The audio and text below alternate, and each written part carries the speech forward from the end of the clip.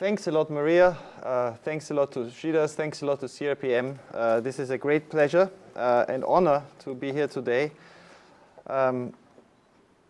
You're right, it started about 10 years ago, and I'll talk a little bit about this. ESI has worked on Macedonia for now 14 years almost, and it's always been a great pleasure to come back here. Some of the people who have enabled us to come back here are in the room. First of all, of course, my colleagues and analysts, Egert Harten, Max Lamberson. Some of our donors, the Open Society Think Tank Fund, the Dutch Foreign Ministry, but especially, I hope, some of our readers. And so what I will do today is give a few ideas and a few thoughts on the topic you've raised. Now, Gidas, in the first invitation I was sent, I read that I was supposed to speak for 1.5 hours. In the next invitation I read that it was only 45 minutes. And yesterday when I talked at the university, before I started talking, Gidas said that there is scientific research that people only remember 25 minutes. So I will try to actually be short, because I understand that afterwards there is a reception on the terrace. Well, I have three topics. And let me start with a few personal reflections. When lightning strikes. This is how ESI started in Macedonia. This is my colleague Christoph Bender. This is in 12 years ago, and we had this very young, very serious, studious, hardworking, taciturn, not speaking a lot, researcher, Gidas, with my colleague with my colleague Christoph. And then we had this seminar in winter 2004, a seminar to try to inspire some Macedonians to set up think tanks. And we stopped after the seminar because it was so successful. 3 think tanks were created after this by 3 different people, and all 3 still exist today. The most successful and the biggest one, however, has a very interesting story. You see this woman there on the side with her telephone. She was one of the people who stood out at the seminar, constantly on the phone, constantly organizing things. And there were interesting, strange things happening there. And one of the strangest things was what happened to our lead researcher, Gidas. Check out this picture. Gidas had been always very, serious and scholarly, but at the seminar, it was like lightning struck him. He started becoming very extravagant, drawing attention to himself. And as we can see when we zoom in on this picture, the lady on his side appeared to like it. I didn't know, but they hadn't met before. They actually met at the seminar and then decided after this to not only set up a think tank, but to also set up a family. And we never topped this. We did capacity building 10 times in Tunisia, in Georgia, in Baku, in Kiev, but we never again gave rise to such a productive union. Gidas hasn't actually changed much, I realized. I mean, ever since lightning struck him and he realized it's important for think tankers to be noticed. And it's no good being an academic when you're in the think tank world. You have to be noticed. Yesterday, I was giving a talk at the university. Gidas was chairing, and as I was making my points on the future of EU progress reports, this is how Gidas looked at me. So I think you've created something that is quite remarkable. 10 years later, you are still around. I don't know if Gidas has changed at all. 10 years later, you're still around. You're still a productive couple, but you have a big team. You are indeed one of the biggest think tanks in the region, and you are making an impact on policy. And so as being marginally involved at the very beginning, just getting you introduced, all the rest, I think the dynamics between you created, we are very proud, all of us, and we want to congratulate you as well. Now, one little, yes.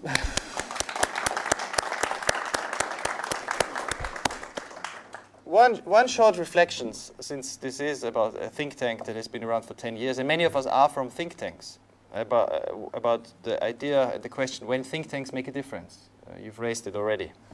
Now, there are 3 things I think that all successful think tanks have in common and that they need to make a success. One is indeed to find ways to stand out, to be remembered for what they produce. There's so much being written nowadays. There's so much on the internet. There's such a noise of opinions and analysis that actually I always talk to my colleagues about this thing, that we always forget how much of most of what we learn about is actually forgotten very, very quickly. you know, this is an interesting curve. After 2 days, you only remember 20% of what you've heard, if at all. So whatever I say now, if I manage to capture your attention, perhaps 20% you'll still know 2 days from now, and then much less. Now, this is not only true for what people say, it's also true for people read. There's a wonderful little French book, I don't know if you've read it. It says How to Talk About Books You Have Not Read. It's by a French literature professor. He thinks that the best conversations about books are actually between two people who haven't read them. And he also explains that there are different forms of not reading. And one of the most famous and useful form of not reading is you read and forget, which is actually what we do all the time. I mean, ask yourself, what do you remember of books you read 3 years ago? Now, this is especially a problem for think tanks, because we work hard, we do the research, we produce little papers. First, we need to get people to open it. That's one way of not reading, not to open the book. But the other challenge is to get them to remember. Now, one thing we've been trying to do in order to solve this problem is to have catchy titles, like this one, Caviar Diplomacy. We wrote a report about Macedonia, which was called Ahmeti's Village, which also, I think some people, certainly Mr. Ahmeti and some of the other people we described, remembered. We wrote about Turkey and Islamic Calvinists in central Anatolia. And we wrote about Bosnia as the European Raj, you know, the British Empire in Bosnia, and the High Representative. But having catchy titles is not really enough unless you have a good text. Now, the second thing that is key, I think, and this is now getting us back into politics, is to be clear and crisp. This morning I had a discussion with some EU ambassadors, and our topic was EU policy towards the Balkans. And in fact, we were looking at the EU progress reports. Now, EU progress reports, as many of you will know, are not easy reading. In fact, we analyzed some of the sections and decided that probably nobody had read them, because they simply didn't make much sense. I mean, the economic section in particular. Go back, I won't bore you here, go back or read our reports on this, to the 8 pages on the economy in the 2013 EU Progress Report on Macedonia. It's gobbledygook, which is the word for, you know, the strange sounds some animals make. It is incomprehensible. There are many problems with this, but it has a political implication. If people don't understand the assessments of progress, if the EU isn't clear in what it is actually demanding, praising, or criticizing, if it appears that this is all purely discretionary, arbitrary, if it is not clear and crisp, then the politics suffers, reforms suffer. The credibility of one of the great mobilizing ideas in European politics suffers. So we have been advocating very strongly recently for a dramatic change and reform in the way these assessments are written. But this is also true for think tanks. As one famous New York Times editor once wrote, there are many ways to write badly. The usual way is to make sentences that do not say what you think. And there's only one way to write well, which is that most sentences you make have to be killed and the rest has to be fixed. And I think you've been successful in this. I've been looking at some of your reports that what actually distinguishes them, and I think what has enabled you to get donors for all this period, is that you have found a very clear way of writing. Now, the core principle is that there is no excuse for losing readers, and this gets me back to the EU. There really isn't an excuse for the EU, not only in Macedonia, but throughout Southeast Europe, to have become so unclear about what it is actually demanding. Because this not only causes the EU to lose support in the region, it also causes it to lose support among its own voters. There has been a dramatic collapse in confidence in EU enlargement policy in EU publics. If you look at opinion polls in the last 5 years, today of 15 EU members, all EU member states, 11 have more than 50% of the population who told Eurobarometer that they are opposed to enlargement. Now, to put it in context, 5 years ago it was only 4. So there is a trend. Not in any EU country has enlargement become more popular. In some countries, it has become dramatically more unpopular, including countries like Spain or the Czech Republic. Now, here's the challenge for think tanks. Here's my challenge with you.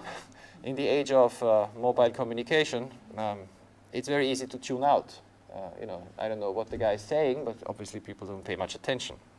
So how do you, and how does the EU prevent this happening on a larger scale? Well, dealing with think tanks is one way of solving the problem. I think the best role for think tanks is to be connectors and translators. Connectors and translators of important experiences. Now, we've recently written a report on this city. This is a western town in western Romania, Timișoara. We wrote a little report, we did a film on it, where we were investigating the paradox that this city has 1% unemployment. We interviewed a mayor who said the big problem to get investors to come to Timișoara today is that everybody who leaves university immediately has a job. There is no labor available. Now, what is interesting, I think, about this moment in Macedonia's history, and what I think is a challenge for a country that is still very isolated compared to the rest of Europe, is to look for the experiences outside. I mean, this is a key role to connect and to translate those experiences. Experiences like Romania's ability to attract substantial foreign direct investment and make structural changes in the economy. Experiences like Estonia or Poland to, in a very short period of time, dramatically increase English language capacity of its students. Experiences from everywhere in Europe, including, we recently wrote something about Finland and Macedonia, including debates on education. Because, of course, as you know, education is the key to the future. And if we look at Macedonia, it has, the last time it took a PISA assessment test, which is the OECD test to measure what 14-year-olds are capable of doing with what they've learned in school. The last time it took it in 2000, the results were dramatic. I mean, dramatic. And I'm very glad to hear that now it's being taken again for the first time this year. But I think what think tanks can do is to go around Europe to other small countries, like Finland, like Estonia, like the Scandinavian countries, of course, to look at experiences and translate them back into the local debate. I think this is why the golden age of think tanks really ought to be the 10 years before EU accession.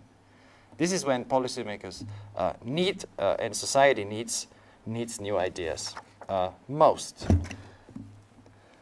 Now, learning from success also means busting some myths. I mean, one of the myths I've come across when we did interviews recently here in Macedonia is that all of Europe is in economic crisis and there's very little you can do about this. Well, I mean, fortunately there are some statistics. One of the interesting things is if you look at the convergence in the last 10 years, I mean, these are really quite extraordinary numbers.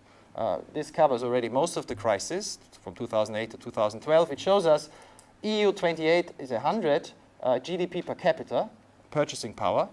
Now, Estonia has, look at this, 24%. I mean, this is cutting short by 50% the distance.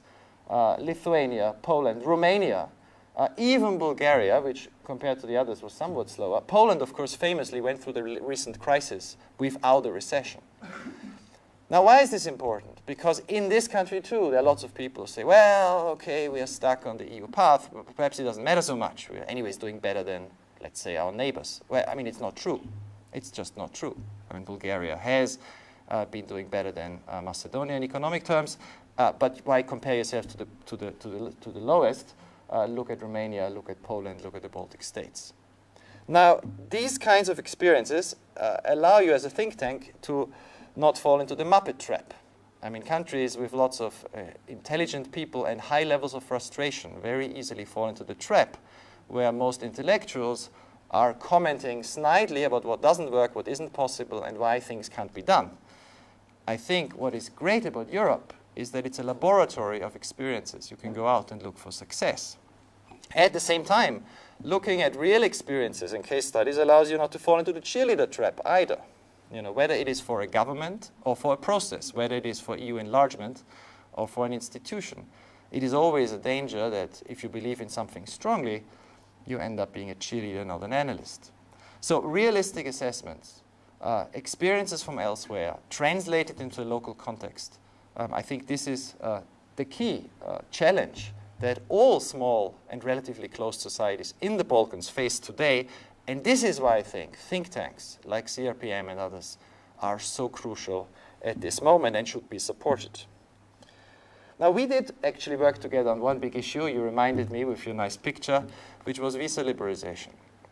Now, I will be saying a few critical things about how I see Macedonia today, so let me start with a success, a recent one, which is visa liberalization. Now, what was interesting about this process was that here the EU did something unusual. It defined very clear and precise conditions, 45. But secondly, it gave every country the same conditions. Now, this was very useful because it allowed EU experts from the Commission and Member States to come and compare countries in detail, to write transparent assessments, which think tanks could, I mean, we, at that time actually, we leaked, they were leaked to us and we put them on the website, but today they are all transparent for the visa processes, so think tanks can compare them. Now what is interesting was this allowed us to, for example, show that in 2009, Macedonia was the front runner in the region, better than Serbia, better than Montenegro, far better than Albania or Bosnia in meeting the conditions. And this enabled the Commission to persuade skeptical EU interior ministers to grant visa liberalization in a very short period. Now we worked together on this. We had a network of research institutes in the Balkans, very interesting people. The Albanian partner at that time is now the foreign minister. And I think for all of us involved in this, there is an inspirational idea. It is that when the EU finally finds a way to clearly define criteria and is strict and fair, you know, it doesn't actually give any discounts. Bosnia and Albania did not get visa liberalization when they hadn't met the conditions. To be strict, to be clear, to be fair, to be meritocratic, it is good for everyone, and especially it is good for reform. So this was the end picture. Now, to see Macedonians, Serbs, Montenegrins in 2009 celebrate that finally they had visa liberalization was a moment of real hope. We all thought now things will take off. We all know they did not. But at this short moment in the theme of the Balkans and Europe, Macedonia actually became a model. I went with this young man, he was then the Deputy Prime Minister of Macedonia, former Deputy Prime Minister, to Moldova, to see the Prime Minister of Moldova in 2010, right after Macedonia's visas were lifted, to explain to the Macedonian government, Moldovan government, sorry, you can do that too. At that time, Moldovans were very skeptical, but in 3 days we met everybody, all the ministers, the parliament, the media. We said, look, if Macedonia can do it, learn from them. They did actually learn from Macedonia. They came here, they talked to CRPM, the think tanks learned from Macedonia, and of course, as you might have heard, 2 months ago, Moldova got visa-free travel, the biggest success in Moldovan EU policy. This is interesting. Here was a policy that worked for the EU, that worked for Macedonia, and that made Macedonia an inspiration for other Europeans. And one almost has to say this again. Macedonia was, a few years ago, an inspiration for other Europeans. The problem is that since then, things have not gone quite as well as we would have expected. Now, there is a conventional explanation why things have stopped. The conventional explanation is it's all the fault of Greece. Right, so the Commission has recommended for 5 years Macedonia should start talks. Talks haven't started. So rather like, you know, the two persons waiting for Godot and he never arrives, the EU train and the EU process has never started. This is the dialogue from Waiting for Godot. You have Estragon, you have basically the two tramps. Estragon saying to Vladimir, let's go. Vladimir saying, we can't. Estragon saying, why not? And Vladimir saying, we're waiting for Godot. Godot being, in this case, the European Union. So the European Union isn't coming. There's very little we can do. Now let me try to sum up some of our findings that we've made in the last year as we travel around Macedonia and talk to a large number of people, from the Prime Minister to the mayors to very critical journalists, mayors in the west and in the east of the country, business people and others, about how the EU is seen today in Macedonia.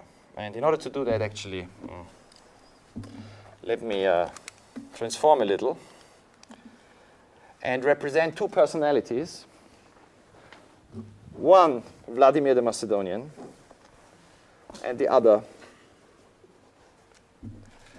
Estragon. Now, Vladimir the Macedonian is now explaining his views, and I think you will recognize some of them. The EU is not fair to Macedonia. The EU has never been fair to Macedonia.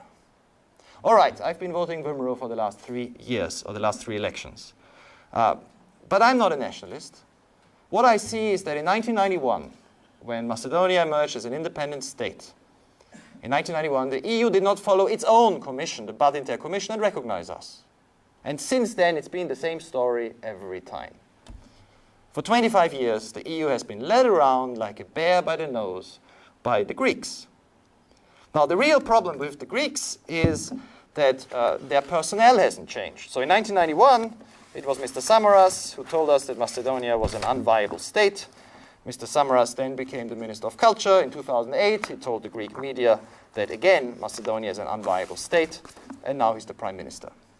So what are we to do? There is very little we can do, and it's deeply unfair. But the European Union, instead of looking at itself and putting pressure on the Greeks, has decided to put pressure on us. It is creating a story that we're not a full democracy. Well, we are not a full democracy, but let's compare ourselves fairly to our neighbors. Are we truly worse than Montenegro, which still has the former communists in power and never had a change in government? Are we truly worse than Kosovo, which is run by the former UČK?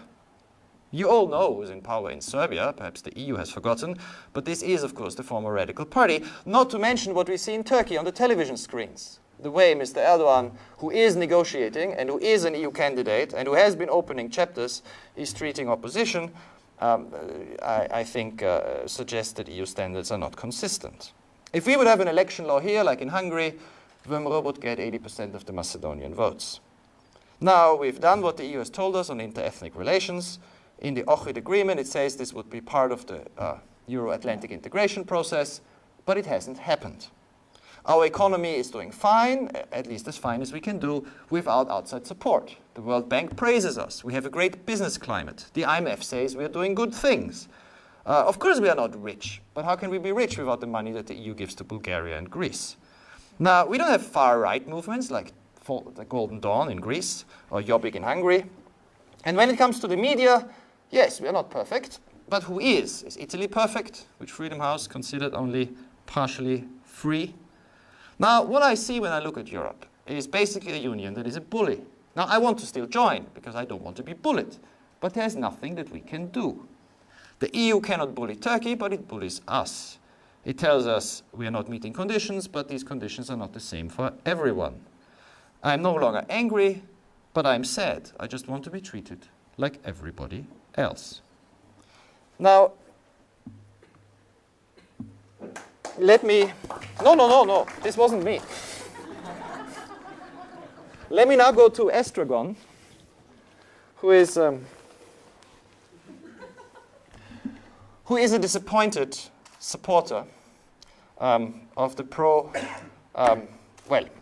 whoever. He strongly believes in the EU and is a disappointed supporter of anybody who's been strongly in favor of the EU.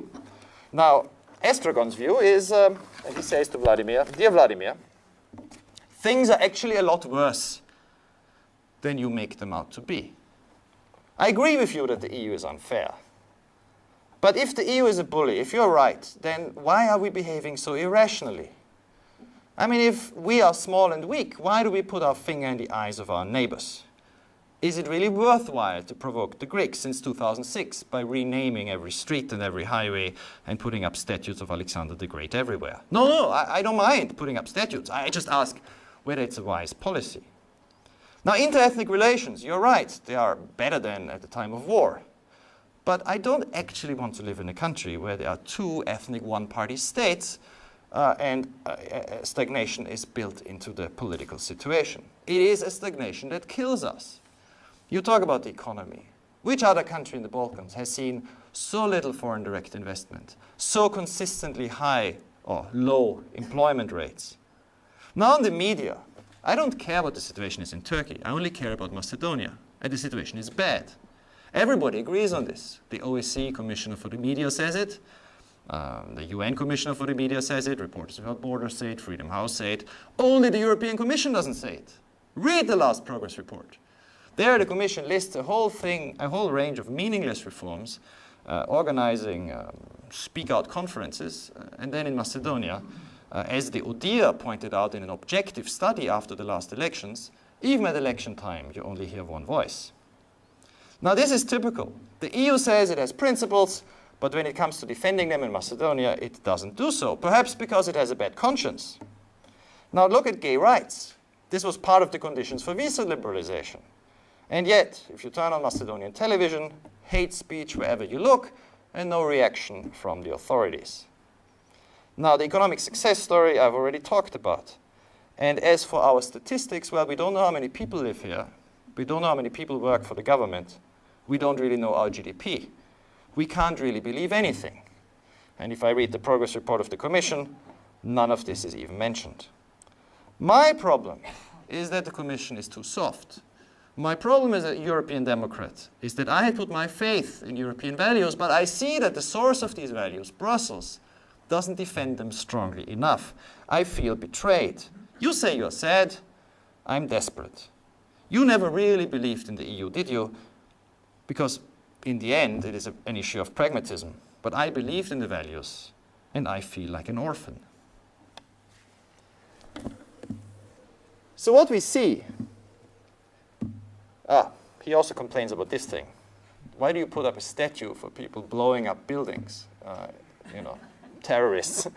What is this going to say to the European Union or to your own citizens, that you have these as heroes in your central square? So here's the problem. In a way, you find both Vladimir and Estragon have some points. But what they have in common is that both of them believe that the EU process today has become arbitrary. It's no longer tied to clear standards. That when the EU says you're doing fine, or when the EU says you're not doing fine, you no longer know who to believe. So in a way, what Vladimir and Estragon share with the European publics in the Netherlands and Germany, who also question the assessments of the Commission, is that they believe it's all become a political process. And here, I leave you with a thought for how you might get out of this situation. Because what we've seen has worked in the past, and the only thing that has worked has been clarity on standards. So I think the European Union is not doing anybody a favor. It's not helping Macedonia. It's not helping the government, it's not helping the opposition, it's not helping civil society, and it's not helping the businesses. If it doesn't spell out strict, clear, fair and transparent conditions. Now, who can do that? Not the member states. Because when they sit together, it is politics. It has to be politics. They are accountable to their governments. Cyprus, Greece, France, Austria, depending on the country, will always play some politics. But the institution that has to do it, that has to be objective, and that has to be the standard setter for assessments, has to be the European Commission. This worked for visa liberalization. It can work again for other areas. And if it works, then civil society can mobilize around this. If we actually have European standards that are clearly defined for what is acceptable and what is unacceptable in the field of the media, what is acceptable and unacceptable in the field of gay rights, what is required to meet EU standards when it comes to procurement, or environment, or food safety, or public administration, in the different institutions the EU acquis foresees a country has functioning according to EU standards. Once we have them clearly spelled out, you have a very different debate. So what I think we need to do, the think tanks in the region and the think tanks in Europe, is to take the current crisis of confidence, these dialogues I've been presenting, very seriously. Because these people, Estragon and Vladimir, are not just Macedonians. They could also be Turks or Bosnians. There are many people in Turkey who think exactly the same thing. Either the EU is always going to be unfair, or in fact the EU is not defending its standards strong enough because Turkey is too important. Either way you lose. You hear similar things today in Bosnia, and I think you will hear them very soon in Serbia as well. So this is not actually a Macedonian crisis. It is a crisis of a policy. And I think, unless it is changed quickly, we are running into a real risk that the flag that we have behind us and the vision that it stands for will soon become very unreal. Now, will governments in the region like this if the EU follows these ideas, if the Commission spells out the conditions clearly? Well, perhaps not all of them, but I think overall they will do well. When I presented this idea to different Macedonian politicians, it was very interesting. They agreed on nothing, except that when I talked about this being essentially in the Macedonian interest, both leaders of the SDSM, your prime minister and the leader of DUI, said, yes, we would like that, for very different reasons. Some believed it would show Macedonia is doing better than the Europeans think. Others believe it would show that Macedonia is doing much worse. But this really doesn't matter. What matters is that you have a different debate, no longer on the formalities, but on the substance. So what we recommend, and I think if this is accepted, and let's push for it together, the job and the cooperation we had on visa would be expanded to many areas. What we are recommending is that the European Commission sets out clear roadmaps per policy area, per chapter, as soon as possible, applies them to all the countries in the Balkans, from Turkey to Albania, whether they negotiate or not, so that you can all compete on a level playing field. And when civil servants work hard in an area and achieve success, it is recognized, it helps you get investors, and you can begin over time change your image, not based on image campaigns, which never work, but based on credible substantive assessments. So let us not fall into the trap of Vladimir and Estragon. Let us not fall into the trap of not moving and waiting for Godot. I think this is a very crucial moment. And if we want to survive, or if we want the EU enlargement process to survive, all of us need to join forces. And with the new commissioner coming in a few months' time, before current policies lead to the total erosion of confidence, push for change. So here we're back at our seminar. I remember we talked about Europe quite a lot, and some things have happened. But fundamentally, if we look at the last 10 years, I'm not sure we can say about the EU-Macedonia process what we can say about CRPM. You know, you've been a success. This process, I think, has betrayed more hopes than it has fulfilled. Changing this will be the big challenge for the next 10 years. Thank you.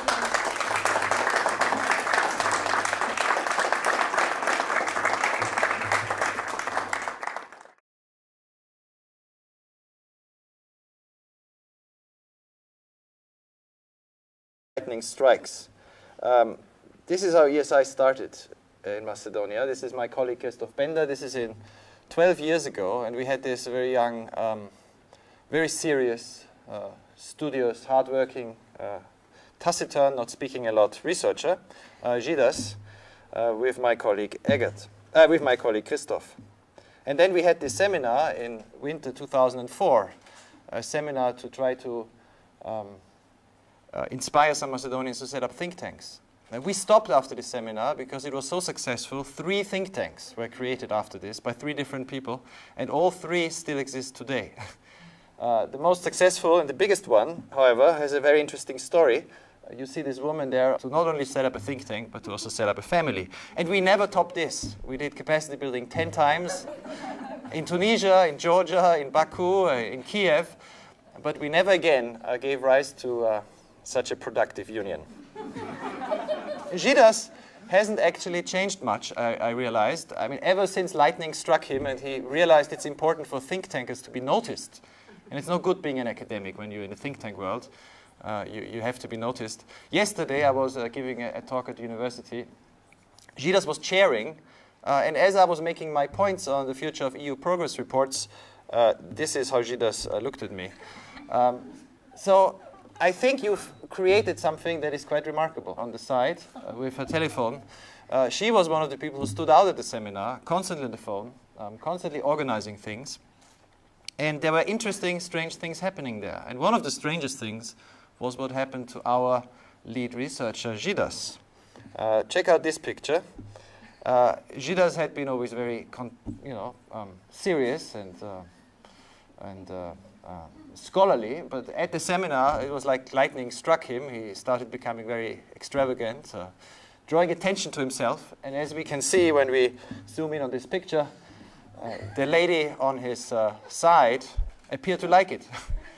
I didn't know, but they hadn't met before. They actually met at the seminar and then decided after this